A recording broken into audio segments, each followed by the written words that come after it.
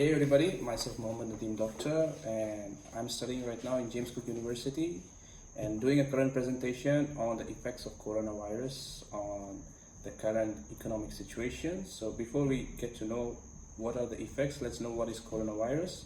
So as you know, it's a one type of flu. It's in advanced stage. It started back from Wuhan and now it's already caught up in all the countries. And due to that, we already know the basic thing they did was quarantine. The quarantine means basically everything is shut down. You have to stay at your home. That means you lose your job, you use your daily wages, no access to essentials. So it's a pretty big thing, but it's not only about the health factors, but it's also about the economy and the income you earn. It's affecting every single people, not the rich, not the poor, every single one.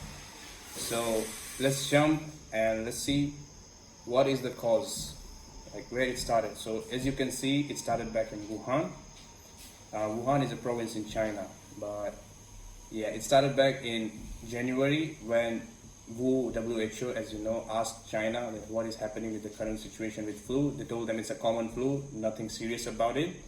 But once the situation got out of hand, China had to report to WHO saying that it's a pandemic, it's a COVID-19 virus, it's an advanced stage of flu, and they can't control it because there is no vaccine for it. So that was the first mistake by China, delaying the information about COVID-19, as you know. So the next thing that happened was every single country was trying to figure out when they will get hit by the corona epidemic, and during that stage, they did not take the proper measures to get control of the virus, and they got affected severely. As you can see in Italy, Spain, France, they had like few cases, but once it started to picking up, the most deaths were recorded in Europe, and right now USA is on the top with the most cases because of Donald Trump is not letting them shut down the companies and daily essential to keep the economy stable. That's the first point. Now on the economic standpoint of view, let's see how the government is coping up with it. Let's see how, so first point is how much the share markets and the governments are affected. As globally we can see every single share markets in the world are down by 25%. Not like it's not about one country, it's every single country is affected by it. So 25% is a very big deal. So that's a very long recession period. To recover from it, it will at least take minimum like 5 to 10 years to recover from that debt. But on the other side, if you see in Wuhan in China, the economic drop was just like 3%, 4%. So you see something fishy is going on, but it's a very sensitive topic. We can discuss that later. So according to now, the European Union has fallen by 290 points, the United States by 267 points, the North America by 43,000. So it goes on and on. So as the quarantine is in effect in every single country, government is responsible for providing the basic essential needs and the money for the people to survive. And it's a very big thing because most of the countries are running in debt right now. So as in the case with USA, it's running in 4 trillion debt. That's why Donald Trump is not shutting down any economics, any economy states, like any businesses in the country. But in USA, people are like mandatory doing quarantine. There is no law for quarantine in USA, but people are trying to stay away from work, which is affecting the economy already. But as you can see, it's also affecting the human lives in the process. 5 lakh case is very big deal. It's not a small thing. And right now the death toll has increased to 1 lakh globally. So we need to think seriously about it. Next thing, we see that the government is spending money on the people. So most of the countries are focusing on their citizens. So like Canada is providing like $1,000 a fortnight to their fellow citizen to take care of their daily essential needs and provide them with the basic amenities to spend the money on them. As far as North America, Europe goes, yeah, Italy is providing taxation relaxation, and France and Germany is already providing the same thing, but in return also they are providing money to their citizens. As far as goes to Australia and New Zealand, they are already backing out lots of money. In Australia, they have backed out like $30 billion for the Australian citizens. But as for the immigrants part, like the students studying in other countries like Europe, America, Australia, New Zealand, they are not providing any support. there is a catch in every single country. For example, in Australia, the students who are not stayed more than 1 year, they have no advantage or no effect of the beneficiary. The Prime Minister say that if you cannot stay for 1 year, you can go back to home. That's a very big deal because Australia's economy, $30 billion is contributed by international students. So they need to look after them too. As far as you go in Canada, Canada is a simple aspect. They say that if you have worked for more than 600 hours, so you are eligible for the government trust fund. So it's easy. Like people who just arrived in Canada and already done 600 hours, even though they have not stayed for 1 year, they are still accessible to the government benefits.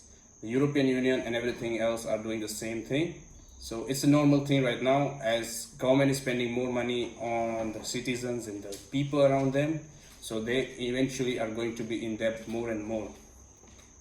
The next thing is about the loss of consumption. So as the quarantine is going on, every single industry is shut down, like automobile, electronics, goods, transport. The most affected industry is airplane, the aviation industries. So no traveling is going on, so more than 50% aviation companies are going bankrupt. And they are already asking for loans from their country to provide them support to survive this situation. But aviation is a very expensive industry. Already they are like running on a few very thin margin of profit and loss from the beginning days. So right now as they are shut down, it's very difficult for them to survive. The other thing about loss of consumption is that people are staying in quarantine, so they are going to spend a less and less amount of money on daily accommodation because they have no access to income and they are already on very limited amount of savings. So as they will spend less money, there will be less purchasing in the market, and automatically it will affect the big term pictures like less imports, less exports, less production, more wastage because like short shelf expiry period products like milk, dairy, farmer products, they are not going to be get rid of that easily. If people don't buy, they are eventually dead stock. So that's a big loss for the people. So that's the other aspect. Secondly, we see the government impacts as we can see from the Commonwealth countries like South Korea, China, Italy. There is a big difference between these three countries' government dealing with the situation. As for China, when it began the quarantine period, they shut down Wuhan. There is one thing about China that it was in Wuhan, but they're big two capitals. Beijing, the capital, it's like most of the government members stays in Beijing, and Shanghai is called the monetary capital, like most of the businessmen and entrepreneurs stays in Shanghai. But that cities were not affected, and lockdown was not taken place in those two cities because they were so confident on their lockdown on Wuhan that it will not be spreading out in other states of China. So that's one strict thing. That's one of the big reason that their economy hasn't fallen down that much. As far as you go to see Italy was not prepared for this. They already lacked the hospitals, the financial aiding, the first aid aiding, and already running on low economy and debt. That's why they panicked, and the panic causes more and more case. The people will start panicking, the government will start panicking, and this creates clash which is very difficult to handle by both the people and the government. That's why the death ratio and the number of cases increased dramatically in this country. As far as South Korea is the middle ground. Every single country should learn from South Korea how to deal a pandemic. In South Korea, when the pandemic occurred, COVID-19 occurred in the country, they started the first quarantine. They opened free clinical trial. That's a very big thing because right now, if you go to do a clinical test for COVID-19, they charge you money for that. There is no access to free test. Current situation, they started implementing free, but before that, everybody was trying to earn money from that test department. But in South Korea, they opened free test station in every single city, every single place. So citizens willingly went to test themselves. So they have more number of tests in day, like on an average 1 lakh tests per day. So they had more access to the data, like how much people are affected, and that's the thing that helped them to prevent the further occurrence of COVID-19 cases. The other thing is that South Korea shut the border. It does not allow anybody inside the country. It did not allow anybody to go outside the country. That was the first country to do that thing. So every single country followed the footsteps. Like if you see the ANZ province, Australia, New Zealand, they did the same thing. They shut their border, they shut the state border, and we can see the effect already. The number of cases are going down because in most of the countries, more than 70% cases are caused by overseas travel. The people who have been already in the COVID-19 affected states traveling back to home countries, they bring with them. And during that time, the quarantine period was not that much strict. So that was one of the reasons that coronavirus spread. Other aspect we need to see is the most important part about the third world countries, especially the South Africa subcontinent, because they are already in effect of many dangerous plagues. Like currently the Ebola situation is going on in South Africa, in like Sudan, Kenya, Ghana and all. And with another pandemic coming up on their neck, it's very difficult for them to handle these things.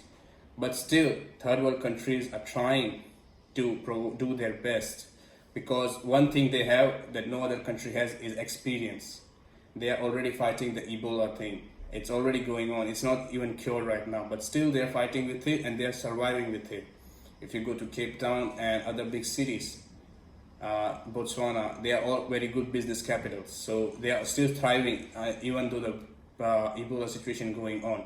So right now with the COVID-19, they are already done with the social distancing and quarantine. The best thing about the third world country is that they're already providing taxation relaxation to every single business that are owned by the local people. They did not discriminate among the business which are owned by local or by the immigrant people, because they consider every single one the same. So the more you allow, the more you provide the resources to the people, the more the people will be willing to participate. That's the big thing about that. And that will help you in future to get the positive outcome for your country to recover from it. The other thing about other countries like Uganda, Namibia, they are already providing emergency income grant to the workers. That's a big thing, considering they're a third world country and they are already not that rich. But still, they are providing enough money to support their locals. And every single country should learn from them. Because if a third world country can do that much, then a well-developed first world country can help their citizens and also help other countries to get out of this situation. Let's see the estimation, like how long will the effect last. So according current situation of Australia, so it is estimated that by the end of this year, it will fall by $34.2 billion. That's a huge thing.